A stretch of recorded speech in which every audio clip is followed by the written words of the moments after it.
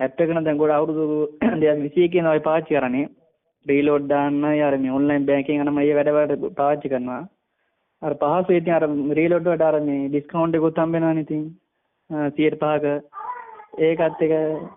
ඉතින් හොඳයි ඉතින් අනිත් ඇප් වලට වඩා ඉතින් මම ඊට කලින් දීලා තියෙනවා ඇත්තටම ඒක අර හැමෝටම හම්බ වෙනවා ඉතින් ගොඩක් හොඳයි රීලෝඩ් දාන ඒවා මේවා නම් ඔක්කොම කරගන්නවා ඒව නම් ලේසි ඇප්ස් එක නෑ ඇත්තටම හොඳයි මේ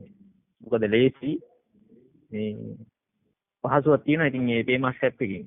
වින් කරපුව ගැන නම් ඒක හිතපු නැති දෙයක් ඇත්තටම ඒක මේ සතුටුයි හැබැයි ඇප් එක ගැන නම් අවුලක් නැහැ ඇත්තටම හොඳ ඇප් එකක් පේමස් කියන්නේ ඇප් එකේ ඉතින් අවුලක් නැහැ හදිස්සියකට ඔක තමයි මම පාවිච්චි කරන්නේ හොඳයි ඉක්මනින් වැඩ ටික කරගන්න පුළුවන් අත්‍යවශ්‍යම කියනවා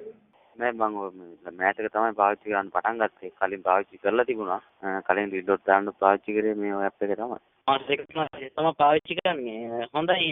රීලෝඩ් දාන්න තමයි වැඩිපුරම පාවිච්චි කරන්නේ රීලෝඩ් එහෙම ඉක්මනට වැටෙනවා එහෙම කිසි අවුලක්